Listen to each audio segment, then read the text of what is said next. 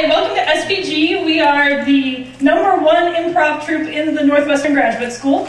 Basically how it works, or if you need a refresher, nothing that we do up here is scripted. All of it's come up with off the top of our heads while we're up here. Without further ado, let's get a clap going right here. Okay, come on in. We are here with Stefan Guidance. The group actually started very informally. I did improv in college, starting from my sophomore year, and I assumed that when I came here I'd have to be a real grown-up and I wouldn't be able to do it anymore. And just randomly one day at lunch, I was talking to one of my friends in my group, and he said, wow, I can't believe you did improv, that's so cool, I'd love to try it. It began as just a few friends having fun after work, and since then it's grown a lot to people who weren't in that initial core of group and people in other departments. The group is called SPG, and it's an acronym that doesn't have a fixed meaning, so we at every show, the audience is actually the people who get to name us. They pick letters or words that start with the letters S, P, and G, and whatever they come up with, like snake pickle goat or something. I think that was one we had. We have to make sense of what a snake pickle goat is. Hey, that's a tropical bird in Illinois. Never work. Only one thing to do with tropical birds.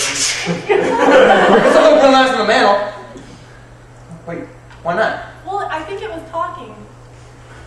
Parrots don't talk. It was insulting my snowman. Never work. Never work. Which, look, I mean... The parrot has a point. It's not working.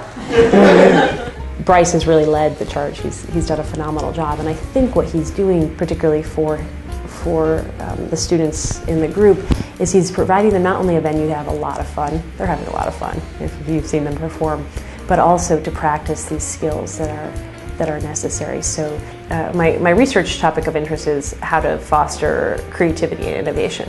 And given the complexity of problems that engineers are trying to solve in interdisciplinary teams, the question becomes, how do you foster collaboration? And I think improv and improvisers have figured out many of the answers to these questions, or potentially insights into how to foster the group dynamics necessary for such interdisciplinary collaboration. They learn how to communicate effectively with each other. They learn how to collaborate with each other. They learn how to break the rules, which in the laboratory, as a PhD student, is not typically what you're supposed to do. You do these incremental steps to push the work forward, and I think it gives them this freedom to experiment in a different venue where the costs are much lower to them professionally. But I think they take that excitement and enthusiasm and attitudes towards risk-taking back into the laboratory and are able to have more new insights and work in a different way with each other because of their experience in the improv troupe that they've started. I got involved with improv very haphazardly or unintentionally. I was never an actor. Kind of assumed that I was the kind of person who would never do things like that. And I just tried it based on a friend's recommendation in college, and I loved it. And I thought, this is giving me something that, problem sets and lectures and recitations are not giving me in terms of creativity and thinking with both halves of my brain.